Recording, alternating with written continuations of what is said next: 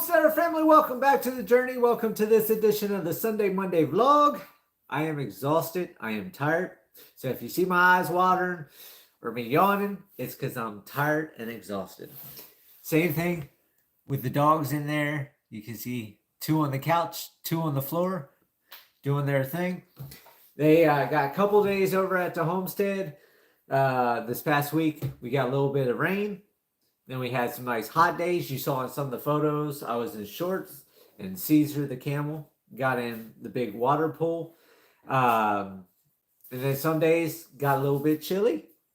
Like you saw me playing in the mulch pile with my hoodie on. And you can see my hoodie on now. We got up to 71 degrees or 72 degrees today. But it's, I don't know if the camera will show it outside, but it's dreary outside. It's nothing but wind and clouds, no sun. Beautiful day, though. I did get up. I posted some photos this afternoon. I got the windowsills stained, the first coat done, and then I had to show part of the homestead to a potential buyer, which might be possibly interested. So we'll see how that goes. Did work on the shed, tiny home. Got good news and bad news on the AC unit. The AC unit works. You plug it in. It says 62 degrees. Cold. High fan. Bad news. Nothing else works. Can't change the thermostat. Can't change the fan cycle. Can't change anything. So you have to plug it in. Let it run at 62 degrees. When it gets too cold, you got to unplug it. So it will work for now. Like I said, most likely I'm not going to get moved over the summer unless something sells. If it does, then I might end up having to buy another AC unit because that's not going to be efficient to go to bed and then wake up in the middle of the night because I'm sweating to plug the AC unit in to let it cool down or whatever. So I don't know how that's going to go. So that's that on that. The shed still isn't done. I'll tell you, this pretty work takes forever and ever and ever and ever. It feels like I'll never get it done. So I got to get a second coat on the windowsills before I can install them. And then I got to sand all the trim that goes around those. And then 2 sets of stain on those. And then got to do all the trim along the wall where the metal meets the wood to cover that gap up. I got to do the metal to the wood for the ceiling to fill that gap up. So I still have a lot to do. I don't know why a month ago I thought it was only going to be 2 weeks, but then again, we see my house back in Colorado. I never did pretty work. So I had no idea how long it takes. It takes a long time. It takes nothing to throw up some walls and a roof and do basic construction. But when it comes to pretty work, it's just time consuming. It's tedious. All the sanding is a pain in the butt. And of course, I still got to get more trim at Home Depot when I got the money to finish doing the walls going up and down the galvanized tin like I want to. So that's going to be a while. I did divert some of my time this week. For those of you that saw the post, I went to the dentist. I had to drive all the way out to Fayetteville, which is like 2.5 hours away. Took almost 3 hours coming back the one day because they started construction.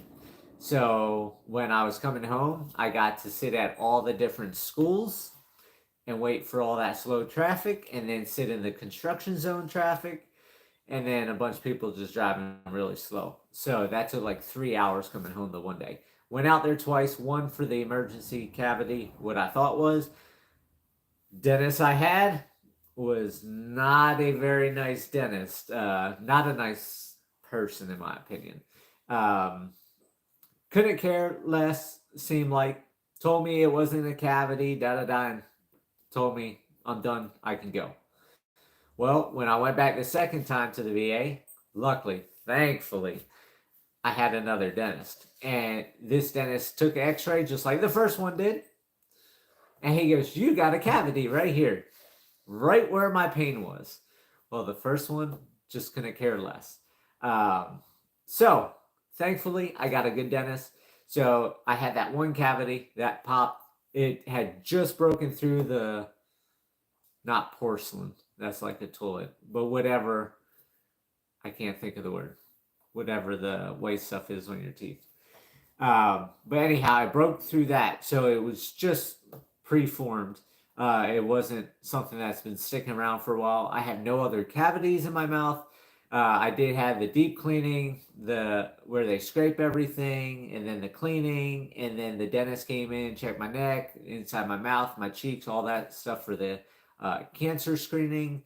So I'm all clear on that. Said I had good saliva glands, good teeth. The only thing is, I got the periodontitis or whatever that's called, and I'm in the middle stage of the road, so it's not terribly bad, but it's not terribly good. So they just want me to start brushing and flossing better. So I went ahead and bought a water pick to get that. And then after those days of dealing with the VA and all that travel time back and forth, then of course recuperation days. And then I also had to haul water in for the animals because it's a couple days up in the 80s. So they're drinking a lot more water. Had to do that. So that's maintenance days. Feeding the animals every day. That's maintenance days. So it takes away a lot of time. A lot of people don't understand that when you have as many animals as I have, it's not just your dogs here sitting at home. You got camels and horses and pigs, everybody that's got to eat daily. That got to be watered a couple times a week because I haul 2,200 gallons at a time now. Since I can haul from the pool in the back, the water hole, whatever you want to call it. So 2,200 gallons, do that twice a week. That's 4,400 gallons a week for the animals. That keeps the animals taken care of, so I don't have to water every day, or then I would never get anything done. And a lot of people, they do that. They go and put hay in twice a day. They go and water twice a day. Well, I leave hay in. It costs a lot more money that way because they eat a lot more hay. They throw hay on the ground. They waste hay. But I'm on rocky soil. So the benefit of that, they're composting into the ground. They're giving me good soil in the future. So it's not a total waste in my mind. The total waste in my mind is if you feed your horse twice a day hay, and you got to make that time. That's a waste in my mind, wasted time when that time can be going to building a tiny home, towards building a barn, building a house, whatever else you have to do on your homestead. That's why on my homestead, everything is pre-fed and they have feed 24 hours a day. They have water 24 hours a day. They have baking soda, minerals, and salts 24 hours a day. And as you see, the animals do their thing. Now, I won't say it's flawless because my stupid cow, Big Mama, decided to break her horn. I can't get anywhere near her, and it's almost all the way down, so it's about ready to fall off her head. So, no matter what you do for your animals, you can have the best fencing, the best feed regimen, the best housing, and your animals can still find a way to injure themselves, to get rid of themselves, to escape, to find something toxic to eat, or find a piece of trash to choke on, or fencing or wire to wrap themselves up in. There's always something with animals. That's why it's hard being this far away, because when things go bad, like wintertime with the babies, or if a predator was to get in there, I'm not there right now. So that's one of the difficult things. But besides doing all my maintenance stuff, besides all the dentistry, I diverted some of my time this week and I dug and concreted 2 new fence posts. So they're going to be fence posts for H braces that will get built as everything sets up, and then I can start doing fencing. So I'm slowly diverting myself over to fencing because, as we know, tomorrow is April 1st, which gives me 1 month from tomorrow to when I want to move the animals to the new pen. Am I going to get there? I don't know. I'm going to try my best, but I've got a lot of fencing to do. So right now I'm doing all the concreting I can.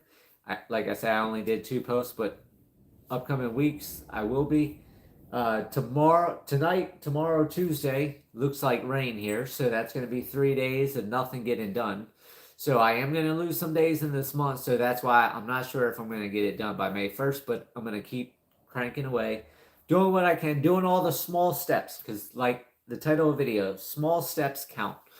And no matter what you do, whether you mow half your yard one day, then that's only half a yard you got mow the next day. If you can get one fence post concreted, that's one less fence post you have to concrete.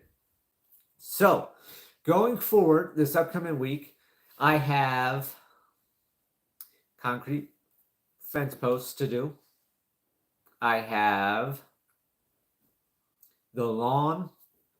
I finished the yard this morning, the other half of the yard. That's why I use that as a reference. The dog area needs to be mowed again. And now the other half of the yard that I mowed several days ago needs to be mowed again.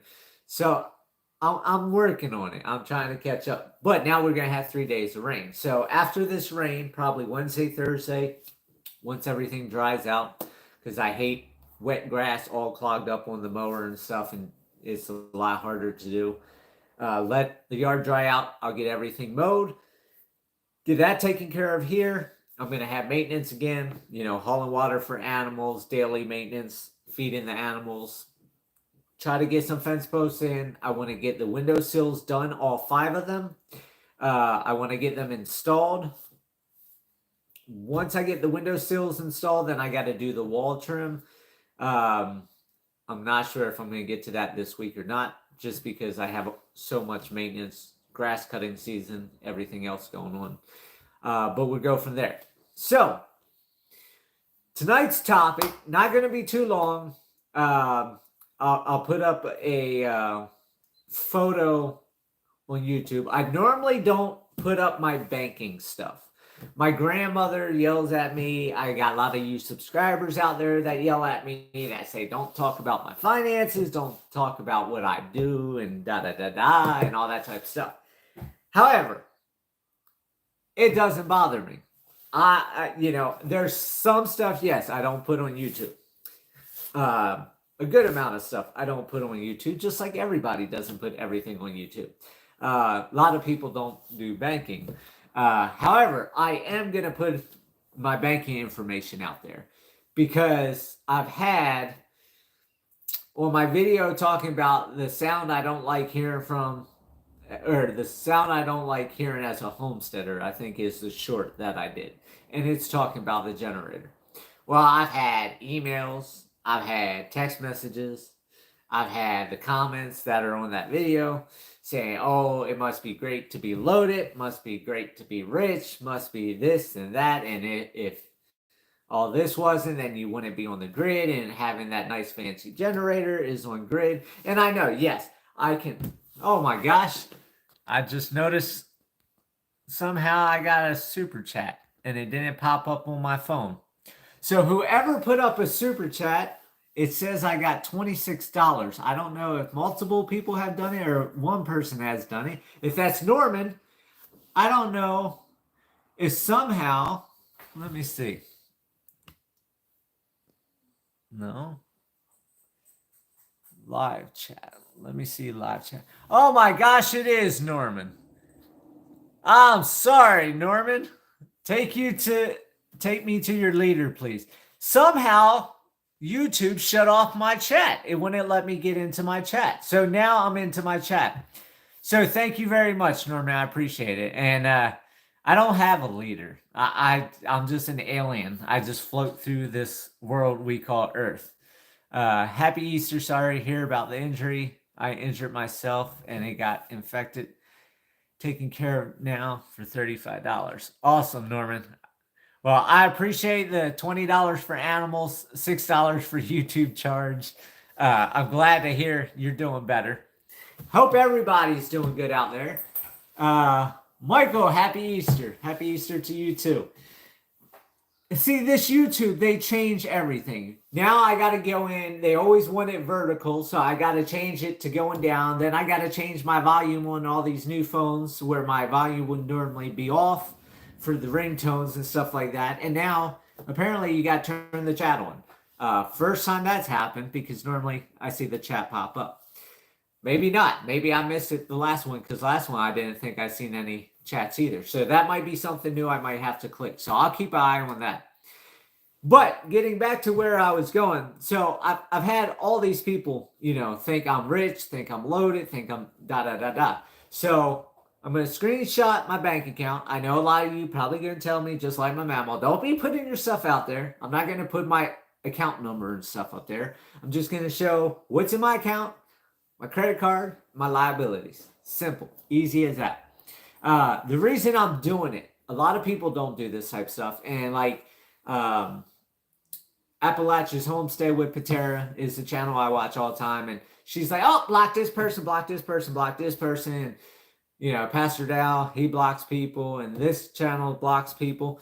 Well, in my opinion, it's stupid. Elon Jr.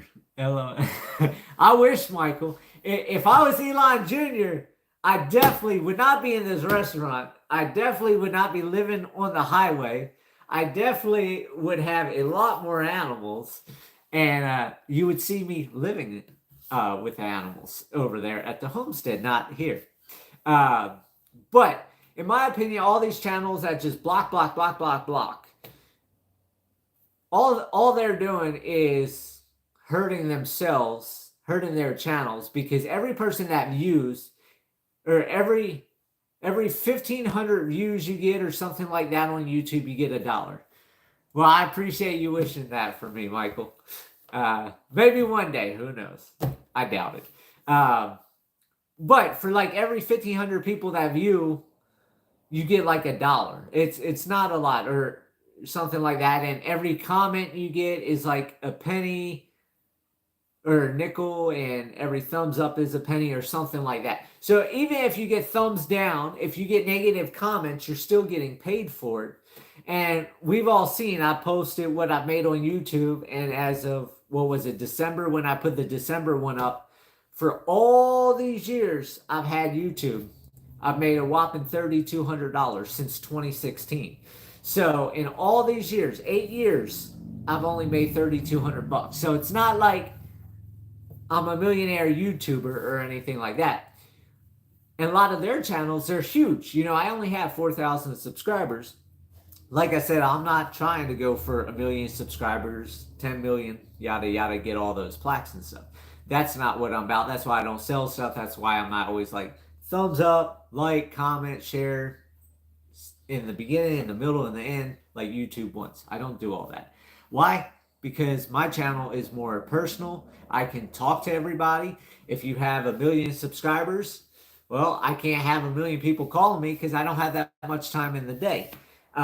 So it is nice to be able to talk and Facebook different subscribers and people that send me cards and letters and things like that. So I don't want to do that. So I want to educate all these people that think I'm loaded and think I have all this money. So I'm going to screenshot my bank account. I'm going to put that up as a post tonight. And you can see what homesteading is all about for at least this homesteader. Some homesteaders, yes, they may have money. Some homesteaders probably have a bank account that look just like mine, if not worse than mine. I know people call them trolls or bullies or whatever you want to call them. And you don't have to respond to them. Why am I responding to them? Because it's an educational purpose. Not only am I educating them by putting the post up of my bank account, but I'm going to put it in there about homesteading and what homesteading looks like. So people that are looking at getting into homesteading can realize that you're not going to have $1 million in your bank account and be able to have all your animals and have a piece of land and trying to build a house. You're going to be broke, just like you are in the city. So that will help educate people on that. It will help educate them that if they're broke in the city, why not be broke in the country? That way, at least you have peace and quiet.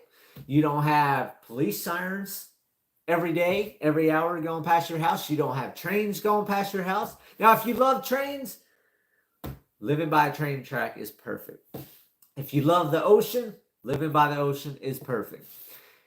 But I'll tell you, living in Arkansas, when I mowed the first half of the yard 4 days ago, 5 days ago, whenever that was. I found my first green neon lime green tree frog. It was awesome. It hopped out my hand. I was coming to get the camera and it hopped out my hand. But listening to the frogs croak at night, listening to the crickets and all that, unfortunately here, I don't hear nothing except traffic. But when I'm working till dark at the homestead, I get to hear all that. In the little pond, in the emu pen by the peacocks, there's so many big bullfrogs in there and frogs jumping all over. So I'm getting ready to see all the little bubbles with the black dots, which are the eggs. And then they're going to be tadpoles. And then I'm going to have a million tiny little frogs hopping all over the place. So this is my happy place. If you're not happy in the city, come out to the country.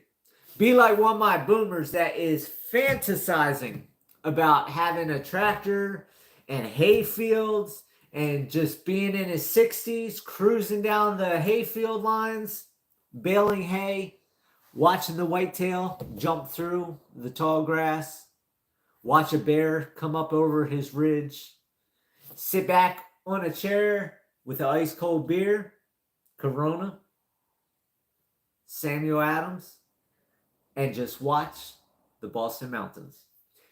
That's a fantasy one my boomers have. Everybody else can have fantasies like that as well.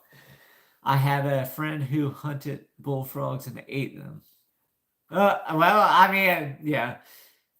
To each your own, Norman. I'm not eating frog. I haven't tried frog. Now, I am in Arkansas, so I am considered living in the South. And there is restaurants in Harrison that they have buffets and they have frog legs and all that type of stuff. I don't eat all that type of stuff. I stick to my chicken, which I don't eat much chicken. I eat a lot more pork than anything else, and then beef, and turkey for Thanksgiving, because we all know I always make a big turkey for Thanksgiving. I'm just not a big meat person. For those of you that don't know, frog legs are great. See, that's why you guys are humans and I'm an alien. Us aliens know you don't eat that stuff. You just watch it and enjoy it in nature. You don't have to stick everything you see in your mouth. Oh, okay, Norman, you never tried them. Frog legs taste like... See, that's you humans. Everything tastes like chicken. You guys just see it and in your mouth it goes. Possum, raccoon, squirrel, snake, frog legs, alligator. Yep, this alien can't do that type of stuff. Only in survival school did I eat stuff that I would never ever eat anytime else. Nor will I ever eat ever again unless it's a survival situation. But back to the topic, besides the bank account stuff, locals here eat possum and coons, not me. Well, Norman, if you come down here to Arkansas, you're going to see different people with pet raccoons. That's like the third most popular pet probably in Arkansas. You got dogs, you got cats, and you got raccoons. I'm actually starting to want to have a pet raccoon.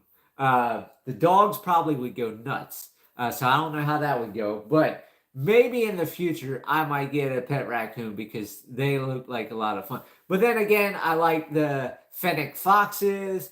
I like the bat-eared foxes. I like all different types of animals. So, if I could, I'd just have a zoo.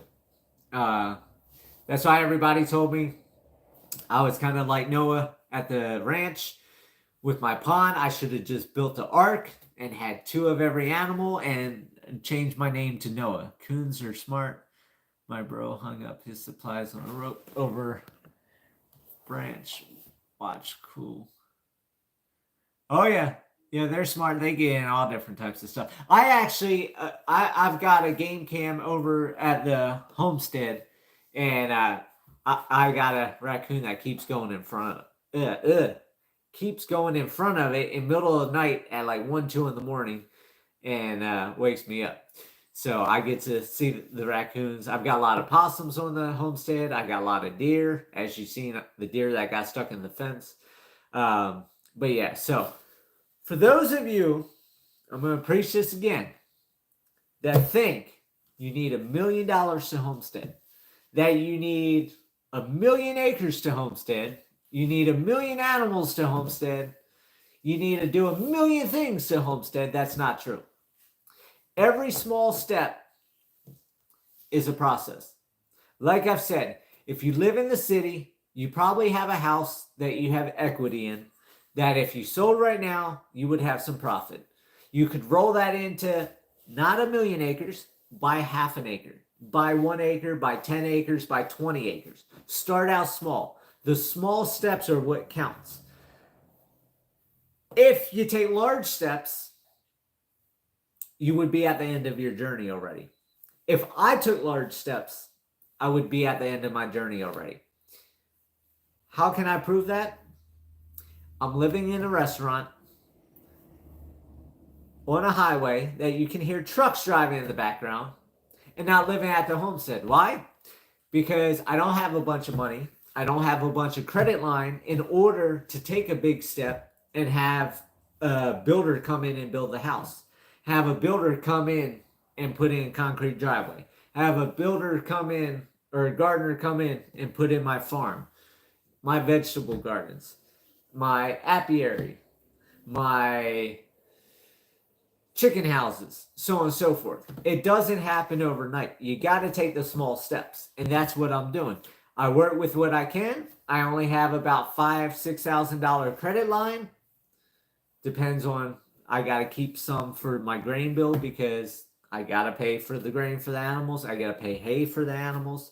I actually just got a hay delivery yesterday. I got another one coming up. So money goes out quick. But you can't be defeated that you can't go from a house with electric and water and everything like that in the city, in an HOA that they mow and maintain your yard and property, to thinking you're going to get your land, move on to your land, and have your house built overnight, have water, electric, and everything done overnight, and then realize you have to spend the time to maintain and mow like the HOA did for you. So everybody thinks they keep getting knocked back. But you got to start looking at the knockbacks as it just wasn't a large step. Instead of stepping all the way up here, you feel like you got knocked back, but you're on the small step. So you got small step, small step, small step, small step. Instead of going large, large, large, your job's done. Let's see what you guys put.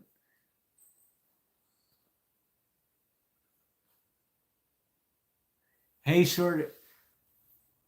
Up in Norman, for your hay shortage, up there in Illinois, you got a hay shortage? I get coons coming in my cat door, coming for the cat food. Michael, don't lie to everybody. You don't have coons coming in your cat door. You got coons coming in your coon door because you got pet coons that you feed. Let's be honest. Norman's pay $15K for a house, sank in 20 in materials, 3,600 square foot, all paid for. Do it yourself is the way to go. You got that right, Norman. I mean, yeah, I mean, whatever you can find. But yeah, do it yourself's the way to go. Buying cheap. I can't believe you found a house for $15,000 unless that was, well, I take that back because I know you're a boomer, Norman, and you know, houses probably were $15,000 in the late 1800s. But for most of us, we can't get a house for $15,000 nowadays. But it's good that you got the house for $15,000. But you know, your house might be worth, you know, a couple $100,000 now. Like Colorado, the median house price in Colorado is like $400,000 or $500,000 now. And it's just ridiculous. So a lot of these people that live like Colorado, when I sold the ranch, which is still for sale, when I get the money from that, here in Arkansas, that money goes so much farther. And that's what I'm talking about for a lot of people out there that live in California, New York, Illinois, Oh man, really? What? Boomer. From Boston? People in Boston, they have houses that are worth so much money. So say you have a $500,000 house and you still have $300,000 mortgage on it, right? So you sell the house for $500,000, you get a check cut for you for $200,000. Well, guess what? You come to Arkansas, you find a piece of land for $10,000, $15,000, you build your own house.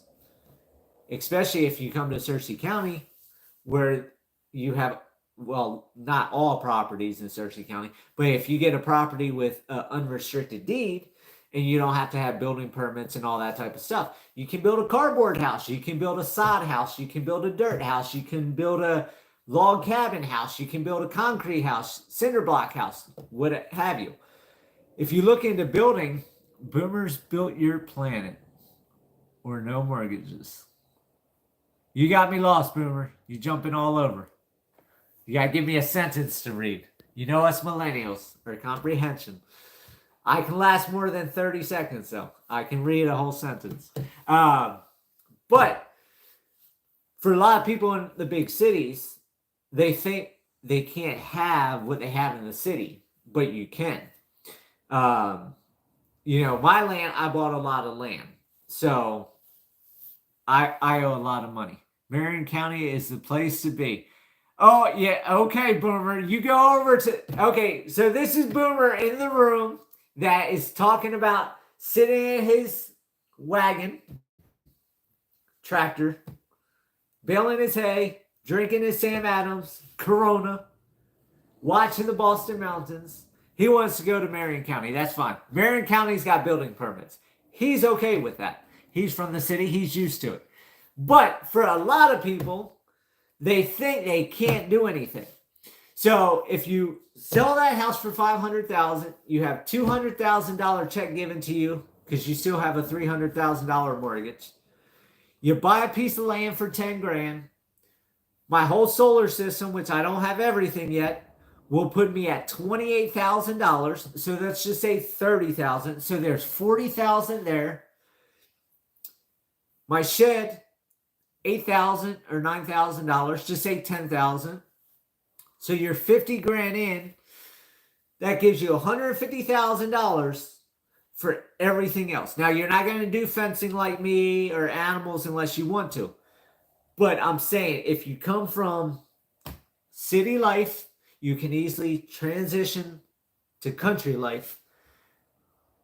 It just takes time. You got to take those baby steps. I read Daniel Boone's diary, one entry. I'm on top mountain and can see smoke from my chimney 20 miles away. This place is getting too crowded. I have to move. Right?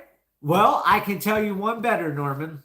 If you come to Arkansas during the spring, summer, and fall, all the trees are covered in leaves. You can't see 5 feet. So you can climb to the mountain where my house is, and all you have is canopy. That's the one downside with Arkansas from coming from Colorado, is you could see miles and miles and miles, and you can see the entire sky. Where in Arkansas, if you pick a piece of land that is nothing but trees like I did, then you just have a telescope or a kaleidoscope, and you just see that certain section of the sky. You can't see miles and miles and miles because there's leaves there. DT, them boomers are slowly rolling in. Let's see, they're 34 minutes late. And here, millennials are supposed to be the late ones. The boomers are supposed to be the ones on time. You know, I don't know what it is with all you boomers just slacking. Y'all act like you're retired like me, and we know that's not true. But I enjoy having y'all in here. So, that's basically it on the small step portion. Like I said, I'm going to put the bank stuff, my banking information up in a post when I get off this video. I'm semi-rural on the coast of Lake Erie. I have 3 acres. Now, Michael, don't kill me now. Are you Michigan, Wisconsin, Minnesota? I have no idea. The lake stuff. I know where states are. I'm good with states. You need a power nap. Well, DT, I sent you a text message earlier, so you should have woken up. I didn't. I know I was boomer. Have to go.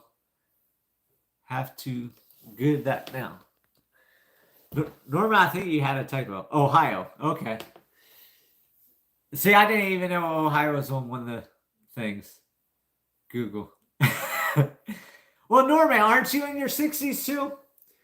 Everybody's in their 60s on this channel. I don't know what it is. All the boomers, for whatever reason, decide to flock to this channel. Like I said, I've got like 60 or 70% of my channel is all boomers. 62. 1862. Wow, that's way old, Norman. Yeah, I know. It says 1962. I'm just pulling your leg. I think 62 is a boomer. I don't know that for sure. I know I'm supposed to be a millennial, which I don't quite agree with that because everybody my age, well, I still know people from high school that are still living in their parents' basement at 37 years old.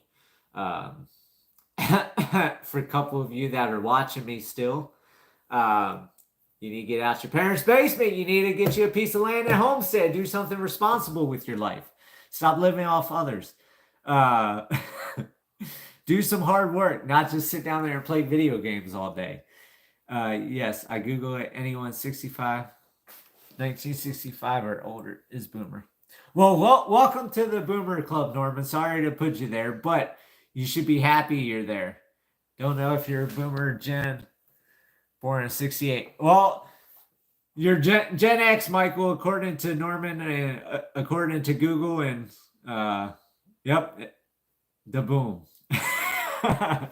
Hey, it's not bad to be a boomer. I've got a couple boomers in here right now that keep giving me compliments saying I'm moving towards being a boomer because I've been waking up early sometimes and getting to the homestead and getting work done, or they call me in the evening and I'm still over there working, or, you know, what have you. And we all know I went to the VA twice.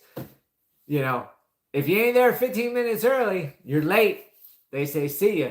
And you got to wait till the next appointment. So I know I show up on time. And my on time is 15 minutes early. Not a boomer, Michael, according to Norman.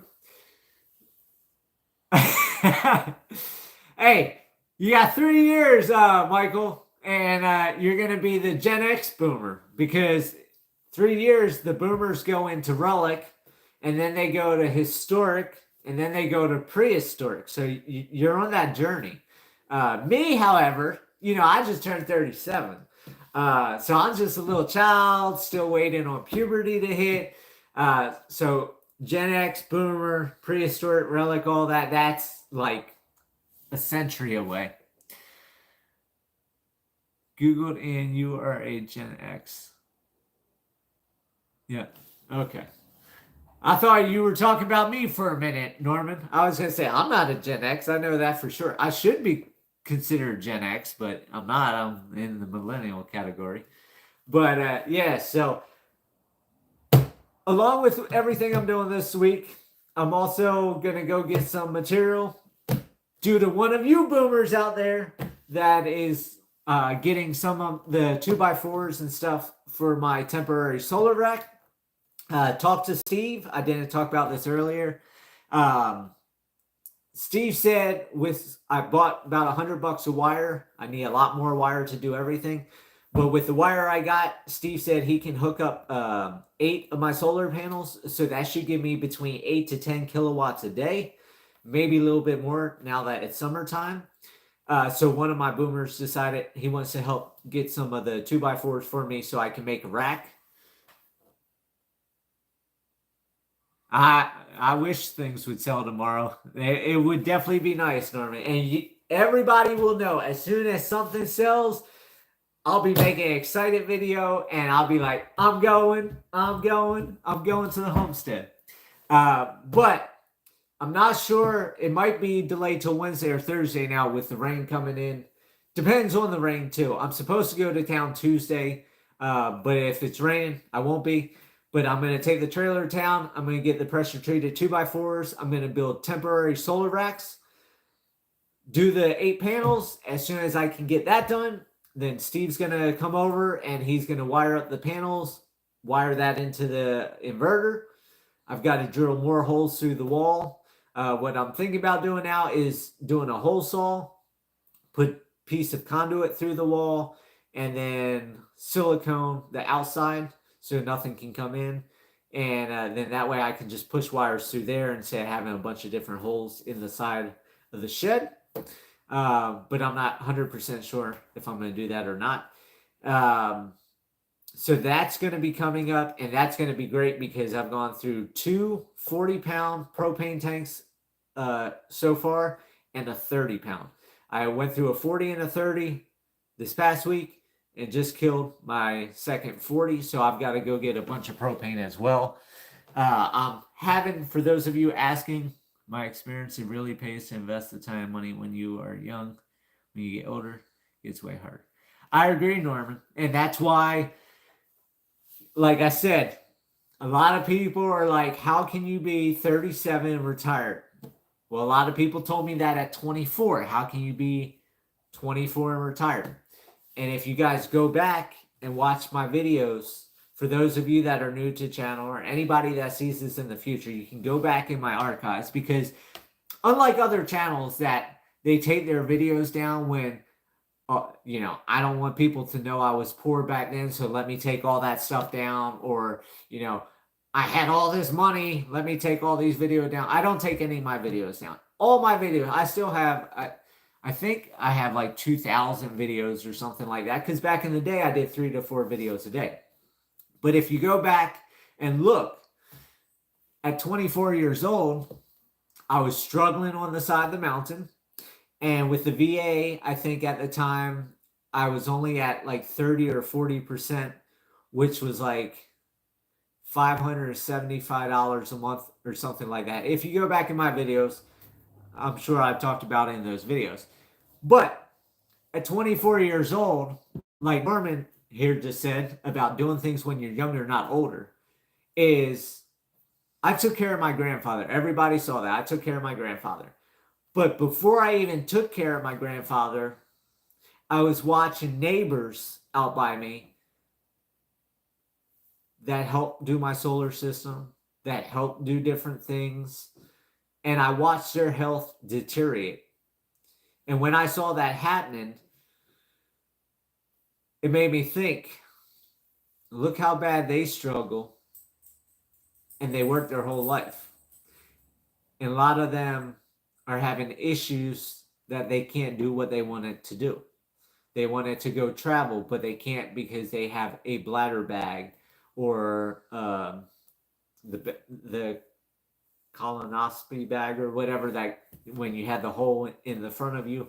My other grandfather had one of those that had to be changed, or had to lug around an oxygen machine or do different things. Well, you're not free at that point when you're in health issues. And I learned that very early on. I grinded and tried to do everything I can to make money. I had my businesses and I lost everything in 2011. Became homeless, like I've talked about many of times, and realized that it doesn't matter how much money you make, how rich you get, how much you chase that dollar, there's always a chance of being knocked all the way back down. So my thought was, in all those years, which I give you, from 14 when I started my first landscaping business to 24 or so when I lost everything, we're looking at about a decade. So not long for a lot of you boomers out there that have been here for 10 of those spans, century, 2 centuries, what have you. But I learned in those 10 years, all those hours I put into mowing people's yards, doing hard labor, going into the military, working 12, 14, 16, 18-hour shifts in the military. Everything I did that I didn't have time that I spent with family, time, I lost relationships that if I had the time, I think some of those relationships might have lasted longer. Some of them might still be happening. Um, Things I wanted to do that I missed out on, different events and stuff. Like, for example, the solar eclipse is next month. There's a bunch of people traveling for that. How many people are really into that type of stuff that are going to be working and they're going to miss that? And I learned when I lost everything and I spent all that time in my little hobo tarp tent on the side of the mountain, was all that time was wasted chasing that dollar. Yes, money makes life easier. Like some people say, it's easier to cry in $1 million mansion than it is in a cardboard box because it's more comfortable. But that's the problem. We're all used to the comforts because we got trained into the comforts, where our grandparents, great-grandparents, their grandparents, their great-grandparents all struggled, and some did very well. Some people were rich in the 1920s. Others were very poor in the 1920s. It all depends on where you come from. But what I learned is no matter how much money you chase, no matter how rich you get, you can always get knocked all the way back to the bottom. And it's a tougher grind climbing after you're older. A decade after I lost everything, I would have to work 3, 4, 5 times as hard, even though still 24, I'm young, but not as young as 14, 15 years old. And then you go to your 30s, and then your 40s, and then your 50s, and you got people in their 60s that are losing their jobs now. Their houses are getting foreclosed on. You can't survive eating off the dollar menu at McDonald's because now McDonald's has $18 Big Macs. How do people survive? What do they do? Well, you got to find that peace. You got to find that happiness. And that's what I found in that hobo tarp tent, in the worst discomfort I had. I had no running water, had no running electric, had no heat, had no air, had bugs that were biting me in the middle of the night, had a bear that came into my hobo tent. I don't know if I talked about that in any of my early episodes. And see, that's the stuff I wish I had my YouTube channel for. So if I hadn't talked about that, I'll tell you guys that. So one night I had my old dog Joey, and we were in the hobo tarp tent. I was dead asleep, and he starts making all this noise. Well, I open my eyes, and it's not the dog making all this noise. It's a bear. The bear came right between the dog and me. My dog was useless. After that, I went and got me a 12 gauge pepper spray and had that by my side in that hobo tarp tent. That bear came in one side, sniffed through my cooler, grabbed something, and walked right out the other side. I lay there in terror. Total terror. Not as bad as when the mountain lion tried to kill me, but that was horrible. Yes, bears are very unpredictable. And in Colorado, I had seen plenty of things that happened with black bears, because everybody thinks grizzly bears are the worst, but black bears are very unpredictable. And they can flick like that and look friendly and then turn and come right at you. But laying up there in my hobo tarp tent, in total discomfort, I learned that I can always come back to that. That was the lowest point I've ever been, and I was able to make it through the lowest point. And that's what I decided at 24 years old. More people are killed by black bears in the U.S. each year than lightning. I've almost been killed by lightning 3 times. Jeez, Norman, you got to stay off of the lightning rods, holding those T-posts up above your head. But I decided back then that at 24, I'm done chasing money. I'm not going to try to get every dollar I can.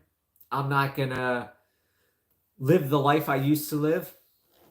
For those of you that don't know, I used to go to Vegas all the time. I used to buy custom tuxedos, custom pinstripe suits. I had my fur jacket. I wore all my gold jewelry, $30,000, $40,000 in gold jewelry. That's where jewels came from. And, you know, I could go where I want. I went to all the different clubs. I would go to restaurants with $100 plate settings. Some restaurants I went to in like New York City and stuff doesn't even have a price. If you have to ask for a price, you can't afford it.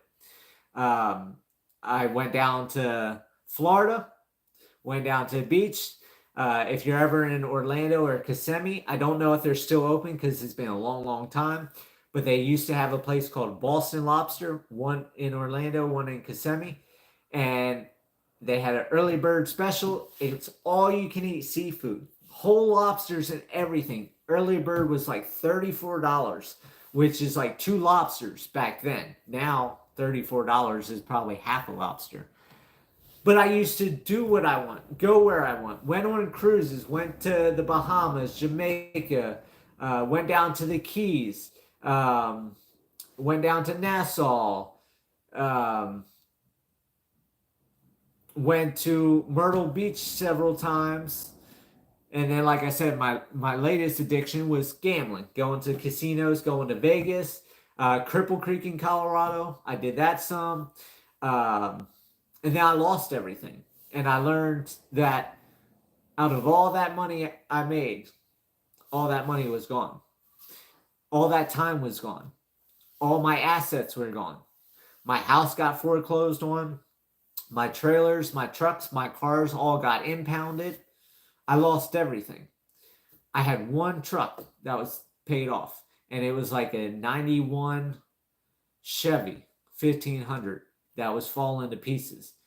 And I don't even know if I had that in the video. I think I had got that old 97 Ford or whatever, white Ford, when I was making my channel in the beginning.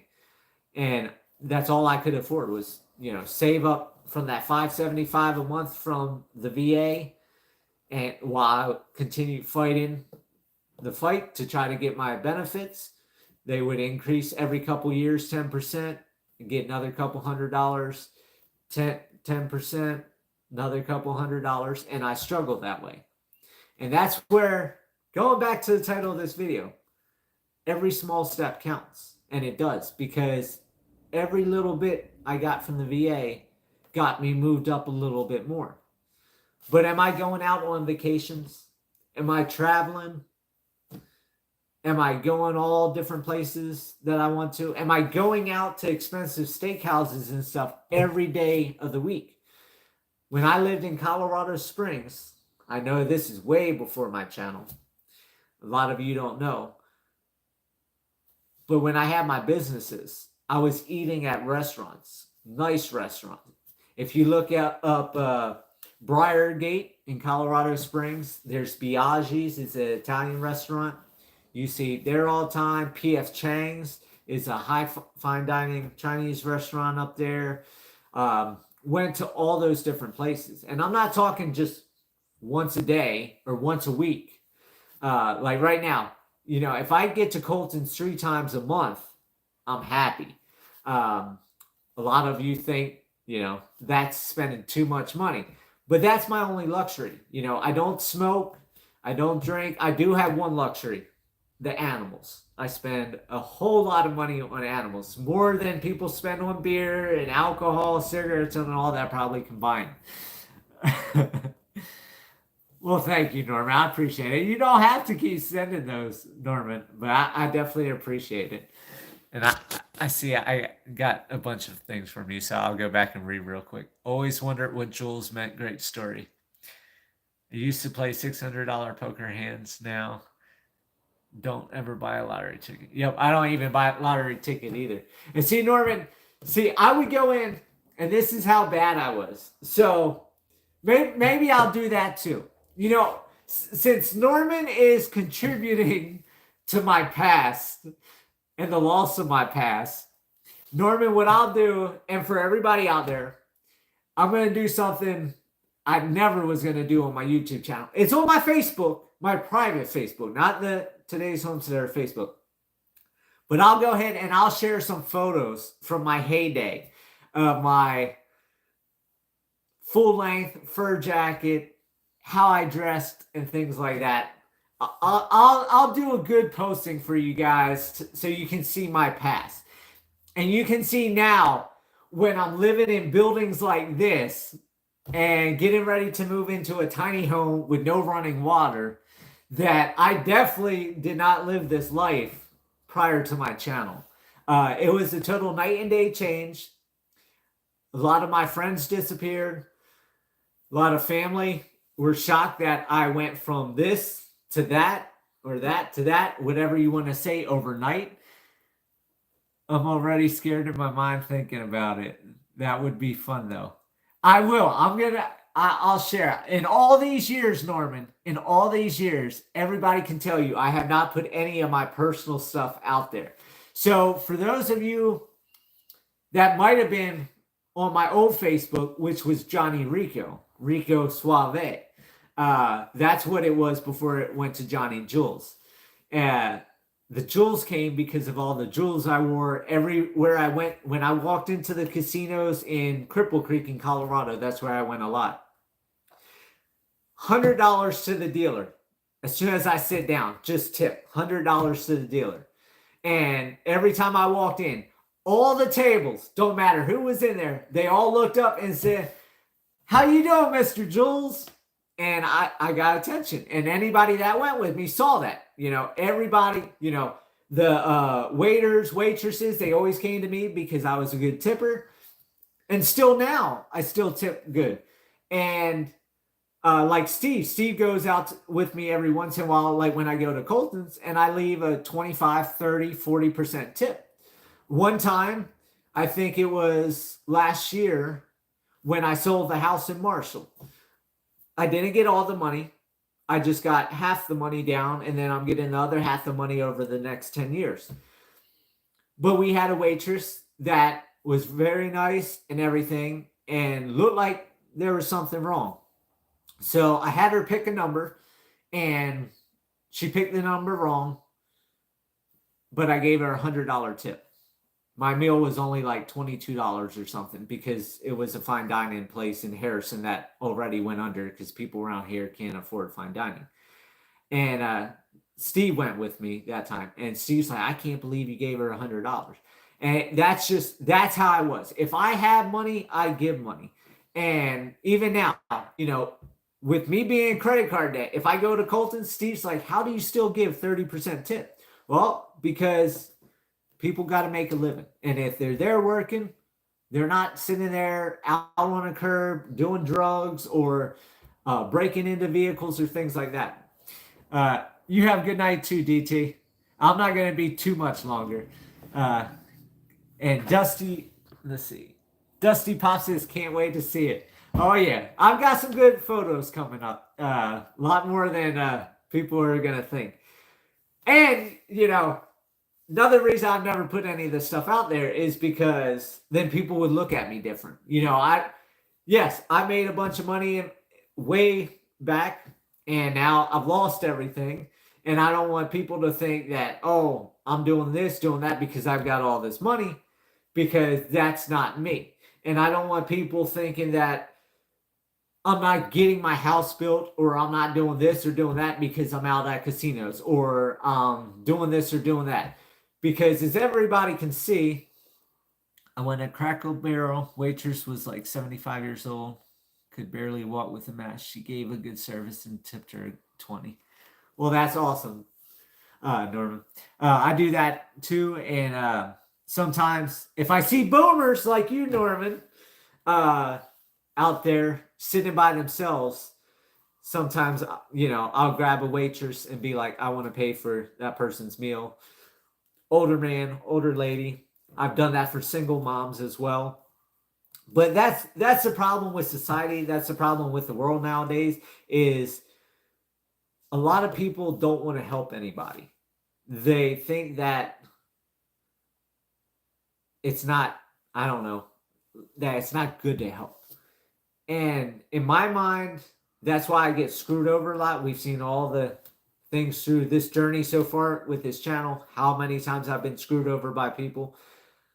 But no matter what, like the builder in Colorado that took that $30,000 from me and walked, most people would be like, nope, I'm clenching onto every single penny. But going back to the conversation a little bit ago, when I realize I'm not going to waste my life chasing that money, I look at money as it pays what I need going forward. I can always come up with more money, or if I can't, then I live in the circumstance I'm in. If I don't go and eat at the steakhouse 3 times a month, I save a whopping, with tip, is $27. So just say $80 a month. $80 a month doesn't even cover my electric bill. So it's not like, I'm spending hundreds of dollars like I used to. But by not chasing that dollar anymore, it's helped me want to help others.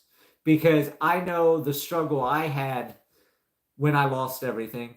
So being able to help others, it's a positive for me. And it's a positive where I don't pollute that positivity. And now you may be wondering, what am I talking about, polluting that positivity? Well, polluting the positivity is these people that go and say, hey, mouse, here, let me give you a bone. Look, I gave this dog a bone, or I gave this person $1. And that's the problem with society now. Everybody wants attention for the good that they do. When I pay for somebody's meal, or like that waitress, let's go back to that waitress, for example. She has no idea I gave her that $100, right? Me and Steve leave. We go over to Walmart. Lady saw Steve in Walmart, and she's like, were you with that guy at Marie's? Marie's is the name of the restaurant that went under. And Steve's like, yeah. And she said the chick was about ready, or the chick just found out she was pregnant. Her boyfriend or whatever left her, and she wasn't able to pay her rent that month. And that gave her the money to pay her rent. I had no idea. She never told me. She told Steve. Steve came, found me, and told me about it. But that's how much it meant that another waitress saw what that meant, saw Steve, correlated the two, and had to say something verbally to him. Because I don't say, oh, here's $100. I put it in the billfold. I walked away. That's it. Same thing with elderly people or single moms that I paid for a meal. I don't say nothing, and I do it before I walk out. So that way I can sign the bill, walk out. They have no idea I was there. When they ask the waiter or waitress, the guy's already gone. I don't need any thanks. I don't need any praise. But it does do good for me in my heart because I know I'm helping somebody else. That's where the bucket of crabs that I talk about all the time. Everybody wants to be like crabs in a bucket. They always want to pull each other down. As soon as one gets to the top, they want to pull it down. Instead of one gets to the top and helping everybody up, everybody wants to pull that crab down. And I believe that if all of us would help out more and just, like I said, just smile at somebody, give somebody a hug, shake their hand, tell them they're doing good. If you have money to help out. Like I say, I'm still waiting for a billionaire out there that would like to help me somehow. But, that's what it's all about, is being a part of something and seeing people succeed. Because if everybody around you succeeded, then there'd be nobody around you to pull you back down. And that's the problem, is nobody wants to do that. Money flows like let me see. Nice. Someone did that for me a couple of years ago, made my day. And see, I've had that done too, Norman. I've had people, I go through drive-through at Dunkin' Donuts or something, somebody's paid. And I like doing that as well. Put $20 down for the next couple orders or one order or whatever. Money flows like a river. If you need some, dig a ditch to divert some into your pocket. Yeah, that'd be nice if it flowed like that. That's Jesus working through God. Through that's Jesus working through you. God bless you. I appreciate that, Michael. Amen, Michael from Norman. So with all that, we're over an hour. I appreciate everybody chatting. Maybe I missed all your chats the last Sunday, Monday vlog, because I think actually the last two, I have not seen any chats. And it feels like, you know, it's hard just to keep talking when nobody's in here. So I love the interaction. Norman, I appreciate you so much. Appreciate all the thumbs up from everybody. The kind words, the enjoyment. And I'm going to get going. I'm going to go ahead, go through my photo roll on my phone, and I'm going to get some good pictures up there for you guys. So I will say this. You know, I don't always say, I never say this. I never say, give me all the thumbs up, give me all the comments and shares and all that stuff. But I am going to be showing these photos. So I do request that I either get a thumbs up or thumbs down on the pictures and your thought or comment on the picture. I don't care whether it's good or bad. That's not me anymore. I do have my one hat over there somewhere. Let's see. I'll take you for a walk for a second. I still have my hat. I still have my coat somewhere, my long fur coat. But I still do have all my old caps. Got that one. I got my straw one, which I don't know why, but all the older ladies, all the older boomer ladies, they love the straw one. They like that one better than the gray one. So I do have some of my old hats. I don't wear them that much.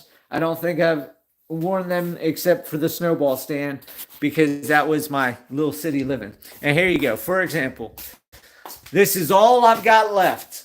Out of all my jewelry, that's all I've got left. And that hangs right here on that nail. And this was a piece I bought for my birthday one year. It's a real gold nugget from Alaska. Let's see. And it's got 5 little baby diamonds around it.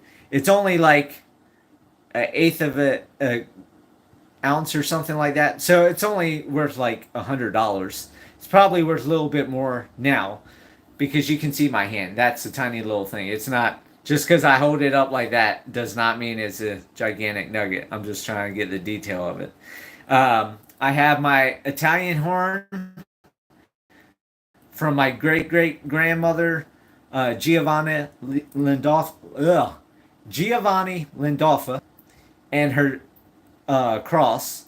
And then I had bought just a cheap Italian horn at one point from somebody that needed a little extra money. So that's all I got is those 4 little charms and my necklace. And like I said, I'll post those photos and that give you guys an idea of, you know, how much jewelry I actually wore. I had rings on all fingers, all diamond encrusted. It was crazy. Yeah, and gold was like, I think $1,100 an ounce, 900 to 1,100 ounce. So yeah, gold is way up. If I had all that now, I would have some decent money. But yeah, let's see. Cheers to you, Norman. Good night, Michael. Happy Easter, Norman. Fedoras, my grandfather always wore one. Yep, I used to do that. Used to smoke cigars. So you're seeing some of the things. The cross is the best part. Silver is not much. All right, with that, everybody, I hope everybody has a great night. Thank you again for everybody's likes, comments, chatting, Norman super chats. And I'll see you guys on next video. I'll get some of those photos uploaded for you now.